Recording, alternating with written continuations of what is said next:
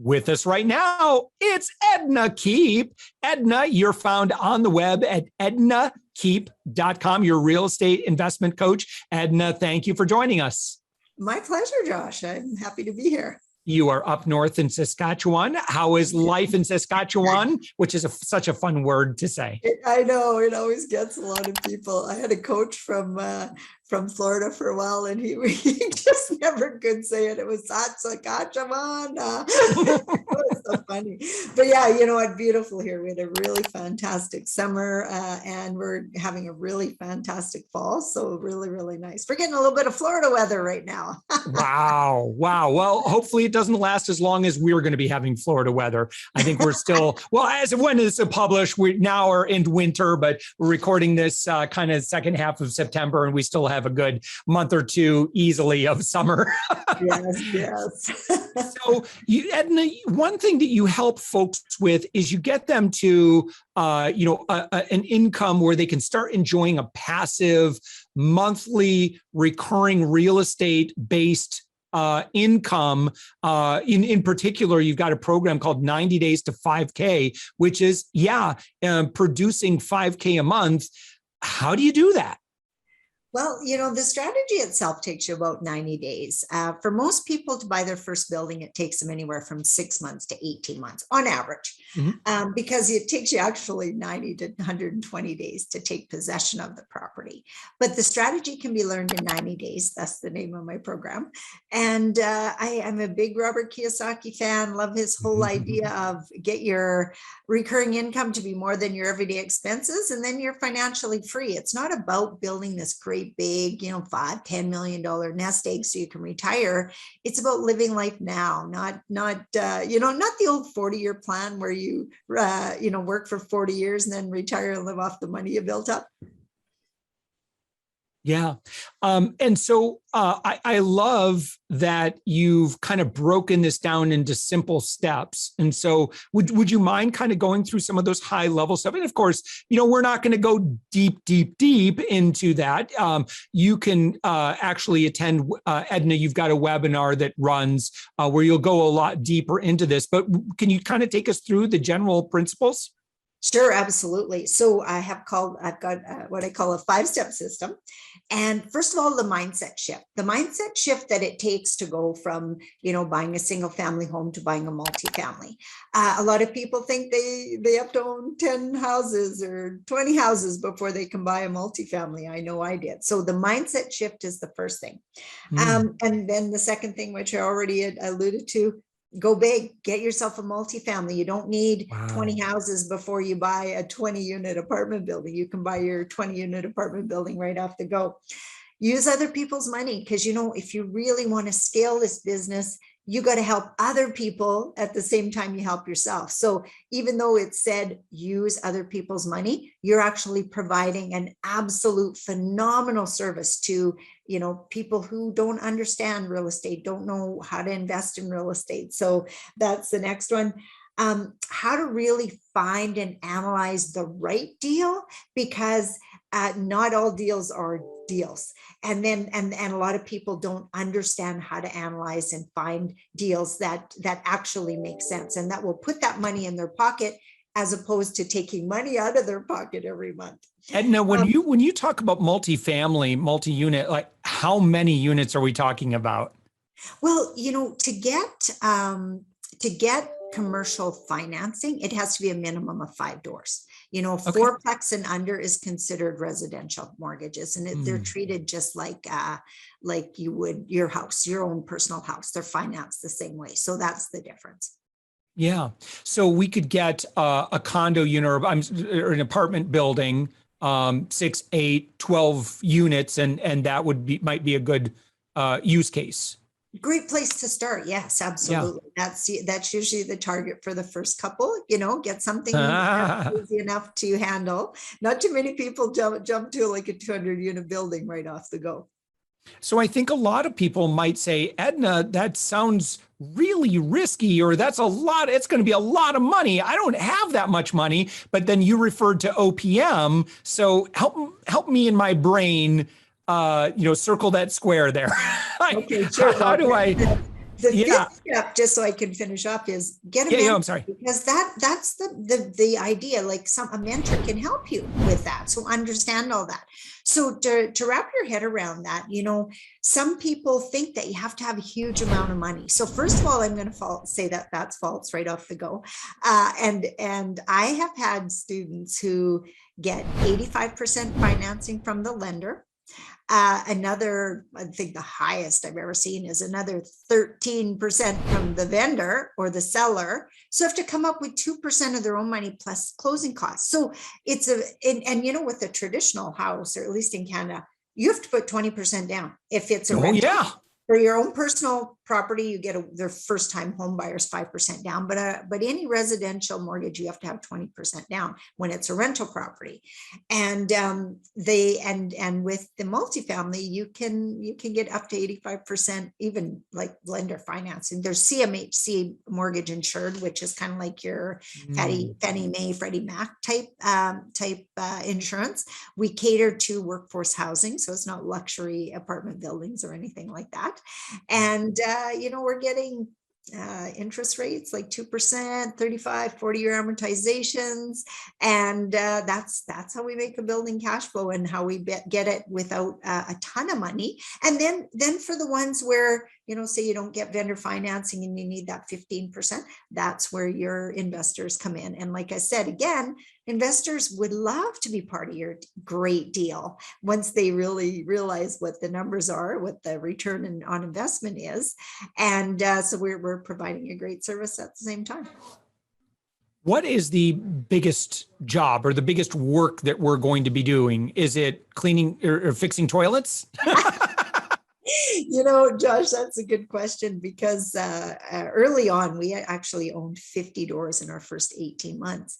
And people would say to me, like, how'd you scale so fast? Like, I'm stuck at 4 doors. I just can't seem to get beyond it. And a recurring thing that I heard over and over again was people were stepping over dollars to pick up dimes, and they were doing their own property management. They were dealing with the tenants and the toilets, and they just couldn't even think about growing, because those 4 buildings, 4 units, 4 doors were taking up all of their time. So, I teach right off the bat. First of all, you want it. Real estate's never totally passive unless you're just handing somebody else your money. But if you have proper property management in place, and your renovation team and your repairs and maintenance team and all that, well, you're overseeing. And that's why multifamily are treated and financed like a business, because they are a business. It's a business. Yeah. What are the biggest areas, like if that you would say, no, these are your legitimate risks, or threats to this business model? Where can it go sideways on us? Market risk is one. You guys had a really rough patch in 2007, 2008, when we know. It wasn't just the housing, it was multifamily and everything too. So the biggest risk is that you maybe buy at a market high and you don't have enough cash reserves to hold on. Generally, the market's going to turn around. Look at 10 years later where you guys are. Absolutely great place, but where people rents right now in Florida are at an all-time high. Rents are through the roof right now. 2 states in the United States, fun fact, California and Florida, fastest rent growth this year. Yeah. Oh, I believe it, because they're such beautiful areas. We all want a place in Florida or California. But yeah, it's just phenomenal what people don't realize, what they don't even know what's out there. And it's amazing what you can build up with the right knowledge and the right team. Yeah. What would be an example of maybe one of your students that you've been able to work with? What was their experience, and kind of what's their life like now? Now that, okay, I have this building, I'm keeping it, it's staying occupied. I'm curious about like the dollars and cents or the numbers on a month to month basis. That's such a good question again, Josh, because we actually just brought back some of my graduate students to talk to some of the newer students recently. And just to give you one example, and the reason his name's fresh in my mind is because he's speaking to our group again next week, because he had more information than he can put in one evening. So he has to come back. But, he started with me in 2019. He'd only ever owned, him and his wife owned a condo in Montreal because she was a flight attendant. And so they owned a place there, and they had their own place in Saskatoon, Saskatchewan. And they had done a fix and flip, and they might have had one more rental house when they started, but they joined me. And 2 years later, because like I said, we just brought him back, he's got 40 doors. Cash flowing over $4,000 a month. Wonderful. And he's got partners, so he's got to have partner payout. And he's told me that he plans on buying another 100 doors in 2022. He's got that lined up, and he's got the money lined up. He has one investor who's allocated. He was a tech owner, I believe, that sold his company, allocated $4 million to him and him alone to build a portfolio with over the next time frame going up. So those are some of the things that can happen. He was fearful when he started. He was scared even the thought of using other people's money, because it's different than using your own money. And you want to make sure that he did everything right. And just listening to him talk, he's so excited about his life. He's on parental leave. He's right now not planning on going back to his work, but on parental leave. Second baby, which the first one had just came along when we first started working. Drives for dollars when he takes his daughter to daycare, and just excited about his life, to know that what he's kind of got his hands on, and so enthralled with what he's doing too. And this is one other reason we have to bring him back. He had property management in place that wasn't working for him. So he set up a new system, and now he's overseeing employees because it's worked better for him, been able to help himself. He took his cash flow from a 12 unit building from $2,500 a month to $3,200 a month by not allowing property management to kind of nickel and dime him to death. And he's got a bunch of ideas on how to save on utilities and different stuff like that. So yeah, that's where my excitement really happens, when I see somebody do that in a 2-year period, Edna, who would make a bad student of yours? Like, who would be like, I'm not sure this is for you? Somebody who's uncoachable, and I can usually tell on my first strategy call with them if they're uncoachable. People not willing to take action even when you're holding their hand, or the absolute worst, the people that pay for your course and never even show up and somehow think they're going to buy a building through osmosis.